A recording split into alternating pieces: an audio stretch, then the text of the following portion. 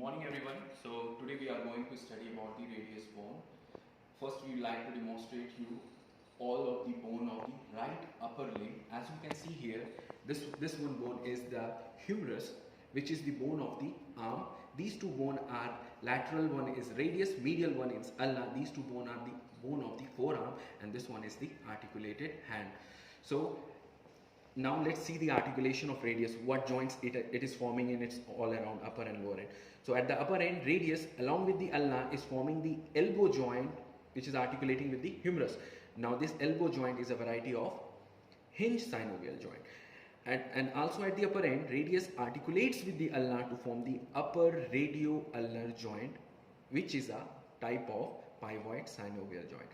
In the lower end, radius articulates with the carpal bone of the hand to form the wrist joint, and we can see here the ulna doesn't participate in the formation of wrist joint, and that's the reason the wrist joint is also called as radiocarpal joint. Now this wrist joint is a type of ellipsoid synovial joint. Now at the lower end, radius also articulate with the ulna to form inferior radio-ulnar joint, which just like the above superior radio-ulnar joint is a variety of pivoid synovial joint.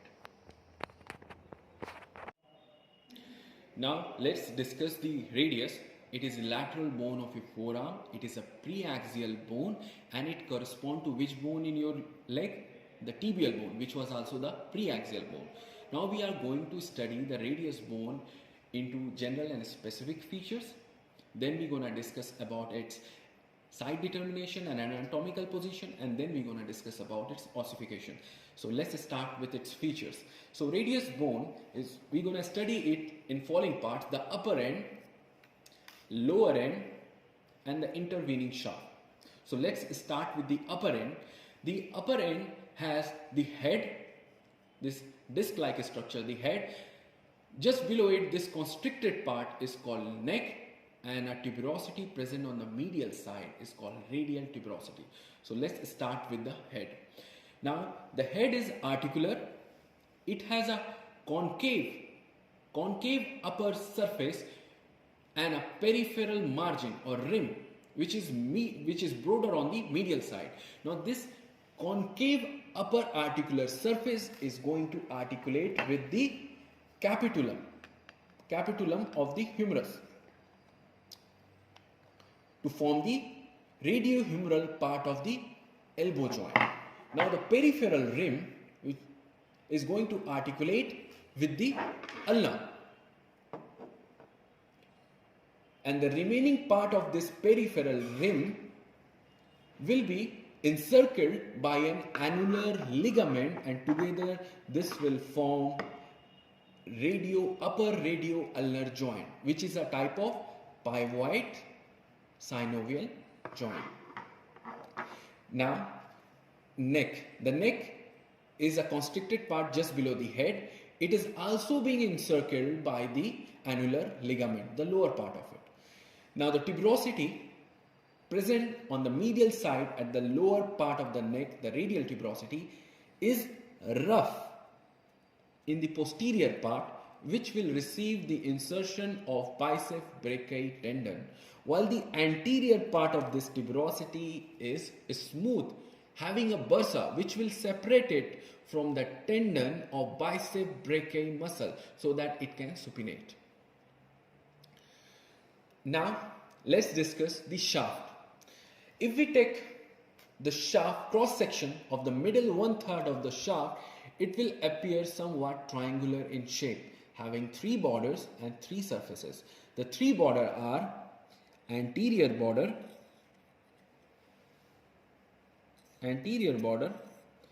interosseous border, and posterior border.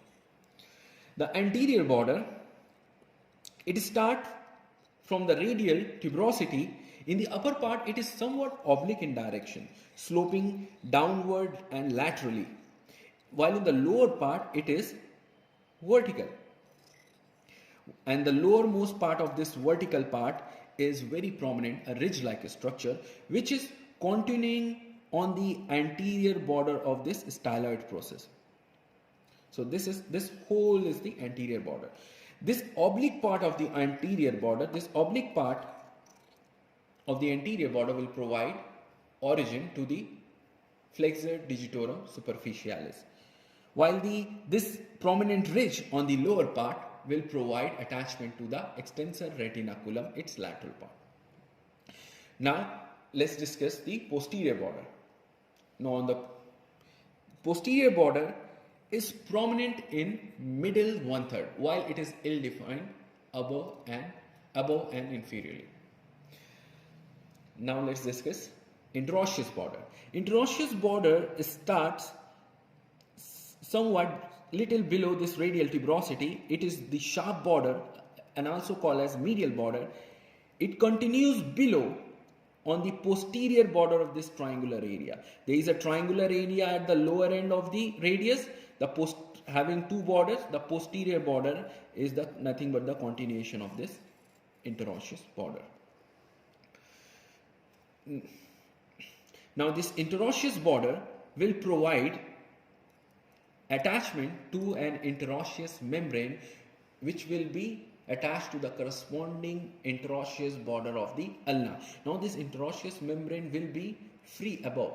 There is a gap present between the upper margin of interosseous membrane and an oblique cord attaching at the lower end of this radial tuberosity. This gap will provide passage for the posterior interosseous vessels. Now let's discuss the surfaces.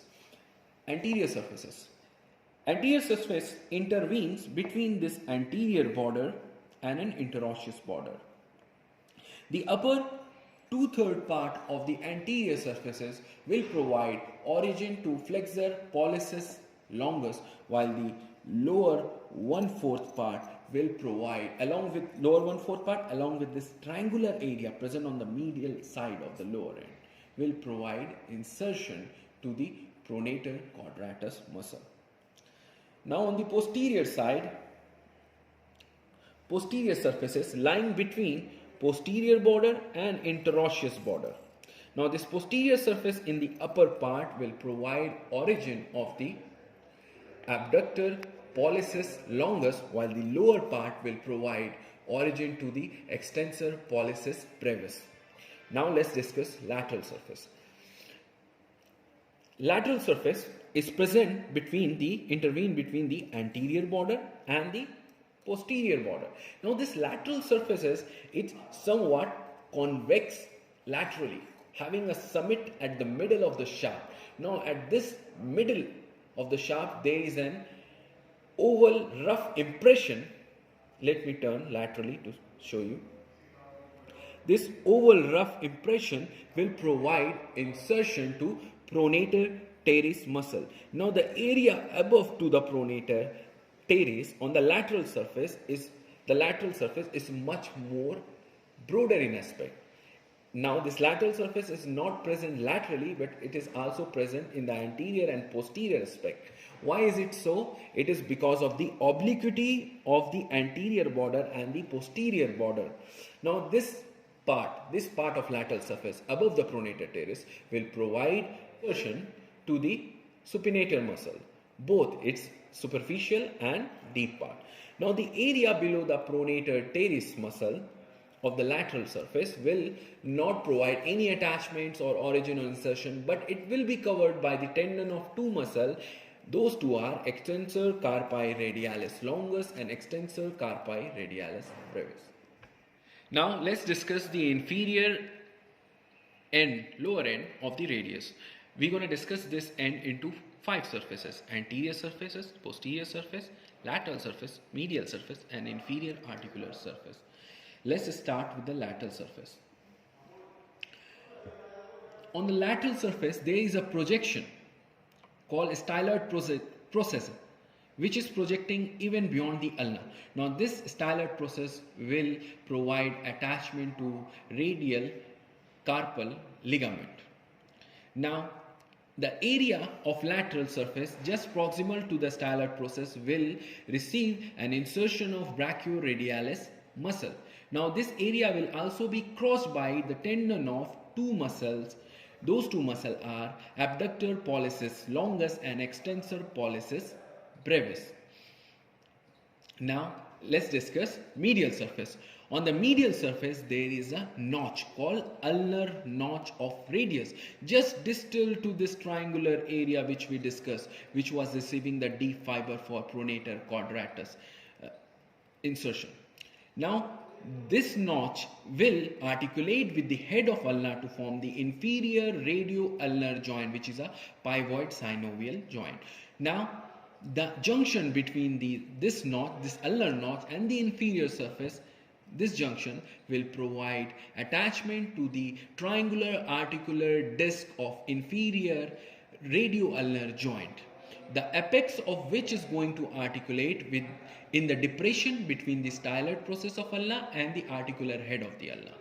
And that's the reason this articular disc, because of this articular disc, the ulna will be excluded from the wrist joint, and the wrist joint will be solely formed by the radius bone and the carpal bone. Now let's discuss the anterior surface. On the anterior surface there is a palpable prominent ridge which is palpable even through the overlying tendon, and on the anterior surface we feel the pulsation of radial artery. Now let's discuss the inferior surface.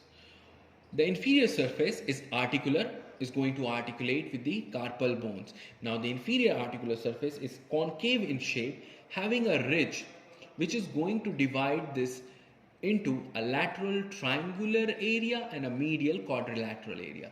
The lateral triangular area is going to articulate with the scaphoid bone, scaphoid carpal bone, and the medial quadrilateral area is going to articulate with the lunate carpal bone. Together along radius and carpal will form the radiocarpal joint, which is a wrist joint, ellipsoid type of joint. Now let's discuss the posterior surface. Let me turn the bone to show you the posterior surface.